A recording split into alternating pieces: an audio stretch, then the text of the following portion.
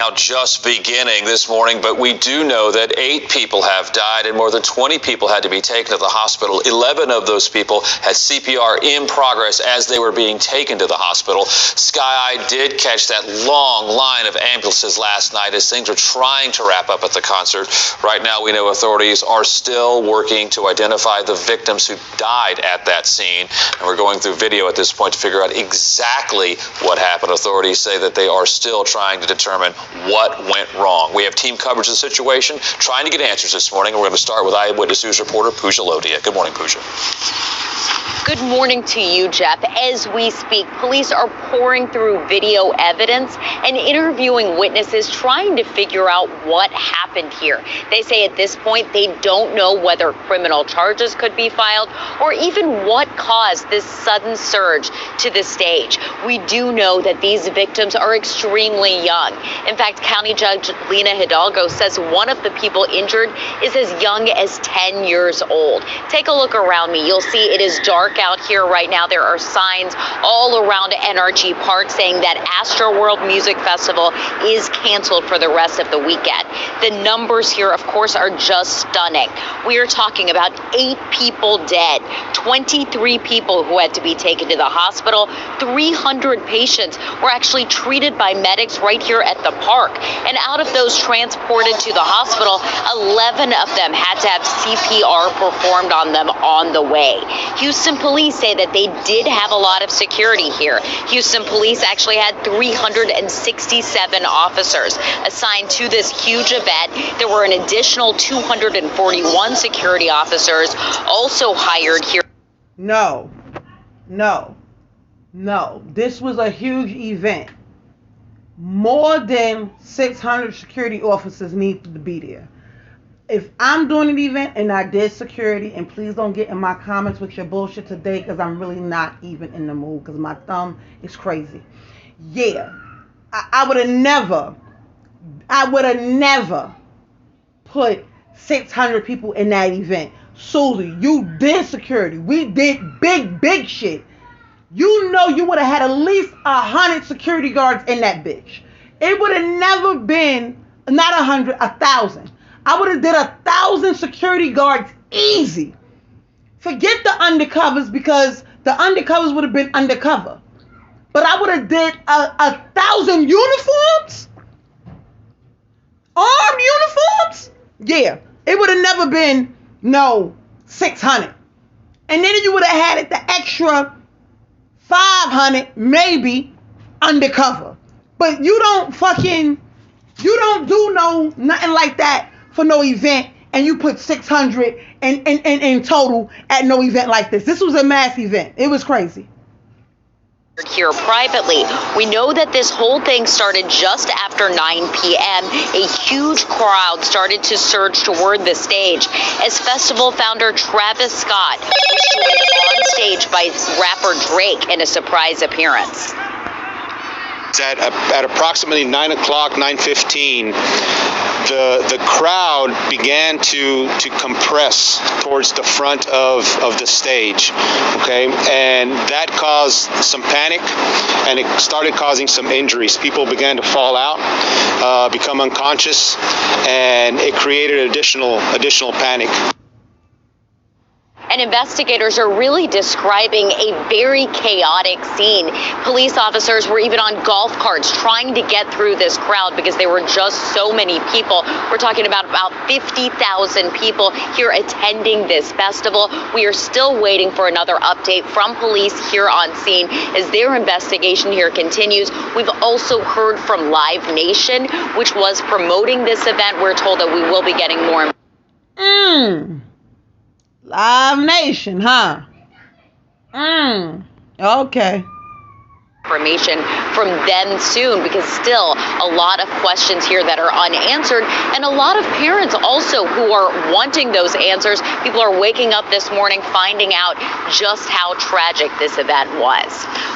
Let's just be clear. I've been going to Summer Jam for years. This was not no Summer Jam concert. This was an outdoor event like fucking Woodstock and shit. Like I said, the Selena Powell. That's what it reminded me of. Little Lily Bum Bum. Remember when they rushed the stage and was going underneath and people was getting smothered and all that shit? And all you seen was security guards in the front and none was in the crowd. Yeah, it sounds just like that. But the only thing is, he ain't no motherfucking Selena. He is Travis fucking Scott. And I'm never taking my 10-year-old to a Summer Jam concert and then you can sit down in that stadium. I'm never taking my 10-year-old to a concert where it's just open. So when people just start running, you don't even know where the fuck your child is. People got to think, B. You got to think. You got to be more careful, B. It's no way in the world. You leave your child and you bring your child with you to that type of concert. I don't give a fuck how much they love Travis Scott. You should have watched your shit on the TV. Reporting live, Pooja Lodia, ABC 13 Eyewitness News. Pooja, thank you. We continue our team coverage. Obviously, a lot of people getting separated in that incredible chaos that took place at this concert. Yeah, so a reunification center has been set up to help out families. That is where we find our Shelly Childers. She spoke with some people and joins us there now live. Shelly, that's kind of serving as the hub as people are waking up and realizing maybe their teen child was at a friend's house, spent the night at the concert, don't know if they're okay this morning, but this is a good spot to try to reset and hopefully get some answers. Yeah, exactly. Very well said there, Erica. We're at 8686 Kirby. This is the Wyndham Hotel right off of Kirby and 610 down the street from NRG. So a very appropriate meeting location. And really what this reunification center has become over the course of the morning is a place for families to come and speak with police to get information. So we have watched several families come in and out speaking to get information with police. We did just learn that a family that our photographer met earlier this morning, a few hours ago, they were immediately told go to Ben Taub Hospital. We just learned that that family got to Ben Taub a short time ago, and we're told there that their loved one was one of the 8 deceased. So unfortunately, families is still finding out hours later that their loved one who did not come home from this event died at the event. We did speak with a father and son who, like so many of these fans, flew in from out of town, so excited to see Travis Scott. Here's what this father described to us over a Zoom interview, what he witnessed and felt as he was in the crowd himself. People started pulling people over the railing to escape being suffocated, being smashed, and then there were probably couple 24 people that were pulled over, and then about 4 of them were being administered CPR by paramedics. However, it took them a while to get to them because the crowds were actually trampling them as they were trying to get. So the father there kind of giving you a really good visual of the chaos that was happening. This was a concert that was loud. It was huge. It was 50,000 plus people in an outdoor setting. It was dark. Lights were everywhere.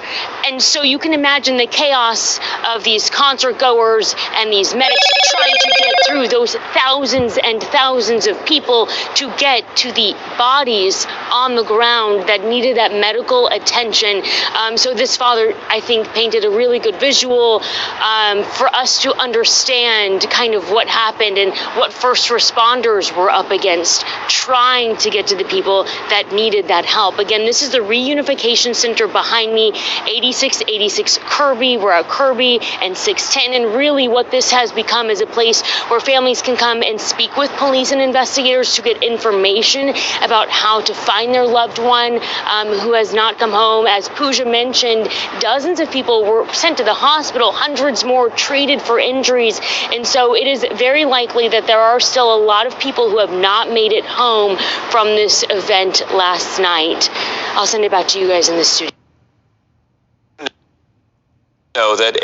This is crazy, y'all.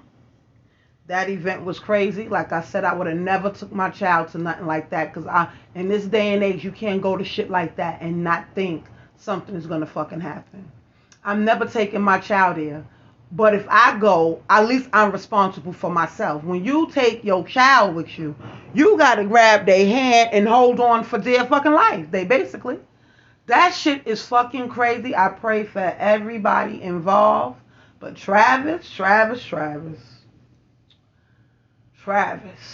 That's all I'm saying. Is like I don't understand. I don't get it. And Live Nation, we already know who that's under. So yeah.